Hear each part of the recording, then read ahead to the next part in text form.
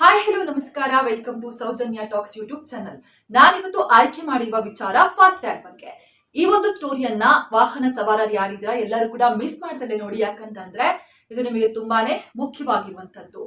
Fast tag ವಿಚಾರದಲ್ಲಿ ಕೆಲವೊಂದು ಬದಲಾವಣೆಯನ್ನ national payment corporation of India ತಂದಿದೆ.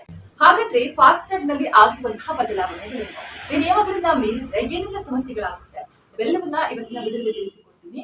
ಈ ವಿಡಿಯೋವನ್ನ ಪೂರ್ತಿಯಾಗಿ ನೋಡಿ. ಮೊದಲನೇದಾಗಿ, ನಿಮ್ಮ ಫಾಸ್ಟ್ ಟ್ಯಾಗ್ ಅಲ್ಲಿ ಹಣ ಇಲ್ಲ ಅಂದ್ರೆ ನೀವು ಟೋಲ್ ಹತ್ರ ಹೋಗಂಗೆ ಇಲ್ಲ.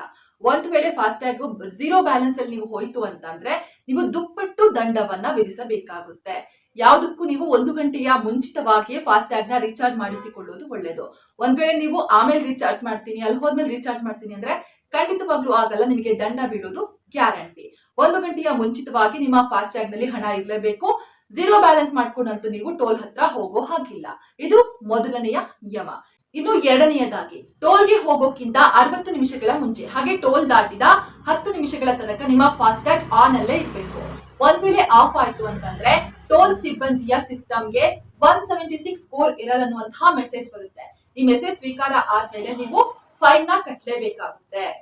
ಇನ್ನು ಮೂರನೆಯದಾಗಿ, ಇದಂತೂ ತುಂಬಾನೇ ಇಂಪಾರ್ಟೆಂಟ್, ಕೆವೈಸಿ ಆಗದ ಫಾಸ್ಟ್ಯಾಗ್ಗಳು ಕಪ್ಪು ಪಟ್ಟಿಗೆ ಸೇರ್ಪಡೆಯಾಗುತ್ತೆ.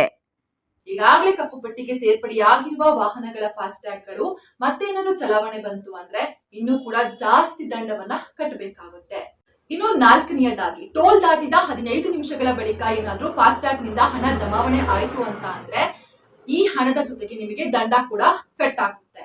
ಯಾಕಂತಂದ್ರೆ ಟೈಮ್ ಲೇಟ್ ಆಗಿರುತ್ತೆ ಅಂತ. ಇನ್ನು ಕೊನೆಯದಾಗಿ 5ನೆಯ ನಿಯಮ, ಇದು ವಾಹನ ಸವಾರರಿಗೆಲ್ಲ ಬದಲಾಗಿ ಟೋಲ್ ಸಿಬ್ಬಂದಿಗಳಿಗಾಗಿರುತ್ತೆ.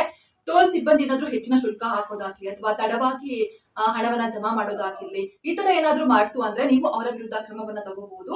ಆದ್ರೆ ತಕ್ಷಣಕ್ಕೆ ತಗೊಳಕ್ಕಾಗೋದಿಲ್ಲ. ಒಂದು 15 ದಿನಗಳ ನಂತರ ಟೋಲ್ ಸಿಬ್ಬಂದಿಯ ವಿರುದ್ಧ ನೀವು ಕ್ರಮವನ್ನ ಜರುಗಿಸಬಹುದು. ಇವಿಷ್ಟು ಕೂಡ ಬದಲಾಗಿರುವಂತಹ ಫಾಸ್ಟ್ ಟ್ಯಾಗ್ ನ ನಿಯಮಗಳು. ಹಾಗಾದ್ರೆ ನಾವು ದಂಡ ಕಟ್ಟಬಾರ್ದು ಅಂದ್ರೆ ಏನ್ ಮಾಡ್ಬೇಕು? ಅದು ತುಂಬಾನೇ ಈಸಿ. ಆದಷ್ಟು ನಿಮ್ಮ ಫಾಸ್ಟ್ ಟ್ಯಾಗ್ ಹಣವನ್ನ ನೀವು ಆಗಾಗ ಚೆಕ್ ಮಾಡ್ತಾ ಇರಿ.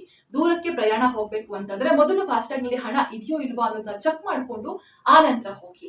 ಆದಷ್ಟು ಕೂಡ ನಿಮ್ಮ ಫಾಸ್ಟ್ ಟ್ಯಾಗ್ ಬ್ಲಾಕ್ ಲಿಸ್ಟ್ ಗೆ ಹೋಗದೆ ಇರೋ ತರ ತಡೆಗಟ್ಟಿ. ನೀವು ಆಗಾಗ ನಿಮ್ಮ ಫಾಸ್ಟ್ ಟ್ಯಾಗ್ ನ ಚೆಕ್ ಮಾಡ್ತಾ ಇದ್ರೆ ಬ್ಲಾಕ್ ಲಿಸ್ಟ್ ಗೆ ಹೋಗೋದಿಲ್ಲ. ಸೊ ಇವೆಲ್ಲ ಕ್ರಮವನ್ನ ಕೈಗೊಂಡ್ರೆ ಖಂಡಿತವಾಗ್ಲೂ ನೀವು ದಂಡ ಕಟ್ಟುವಂತಹ ಪರಿಸ್ಥಿತಿ ಎದುರಾಗೋದಿಲ್ಲ. ಇವಿಷ್ಟು ಕೂಡ ಫಾಸ್ಟ್ ಟ್ಯಾಗ್ ನಿಯಮಗಳ ಬದಲಾವಣೆ ಹಾಗೂ ಏನ್ ಮಾಡ್ಬೇಕು ಅನ್ನೋ ವಿವರಣೆ.